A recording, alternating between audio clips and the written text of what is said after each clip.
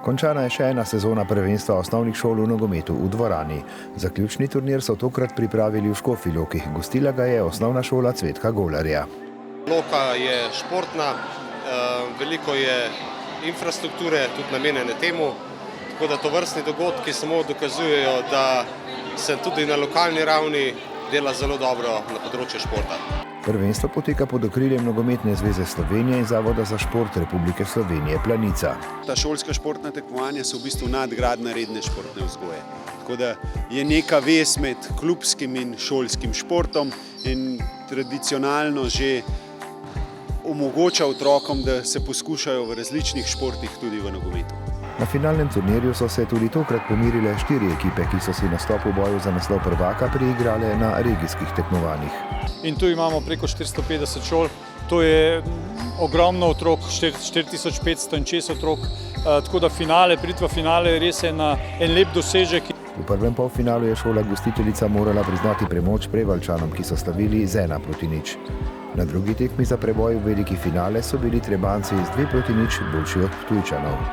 V boju polfinalnih poražencev za 3. mesto je osnovna šola Ljudski vrt s Ptuja 4-1 premagala Škofjeločane, učence osnovne šole Cvetka Golarja. Ob nadaljevanju navijaškega vzdušja nato še veliki finale med Trebanjci in nogometaši s Prevalj. V ostri tekmi z bojem za vsako žogo, z domiselnimi potezami in preigravanji, s katerimi so fantje pokazali, da je kljub mladosti za njimi že veliko treningov in tekem, so zadetki začeli padati šele v napeti končnici. Finale se je končal z 2-2 in odločale so 7-metrovke, ki so veselje prinesle v tabor trebanjske ekipe. Smo bili zadovoljni z prvo tekmo odlično, drugo tekmo je bilo dobro, pa se je malo podrlo, ampak na koncu smo bili dobri. Nikoli ni lahko. V resnici priti do naslova državnega prvaka je izredno težko. Glede na to, da vse šole super igrajo, vsi otroci že znajo super igrati. In kaj ne rečem? Čestitke fantom svojim tam odzadaj. Malce smole smo imeli pri penalih, to kar en bar ten zmaga, en bar drugič drug. Bo drugič boljše. Ob medaljah, ki bodo fante vedno spominjale na eno od stopnic športnega oziroma nogometnega odraščanja, še pogled v ozadje bojev za naslov najboljše osnovnošolske nogometne ekipe z igralci, katerih osnova je igranje nogometa na travnatih igriščih, a se znajdejo tudi na parketu.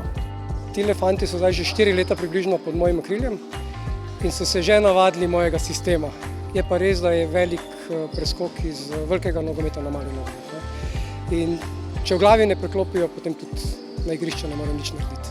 Smo vsi navajeni igrati tukaj, je malce težje, je bolj hiter tempo, moraš gor in dol laufati. Prvenstvo osnovnih šol v nogometu v dvorani je v prvi vrsti popestritev in nadgradnja šolskih aktivnosti, ki pa že ponuja tudi dovolj tekmovalnosti. To so v glavnem selekcionirani nogometaši, v šolah selekcionirajo tistih, ki že trenirajo.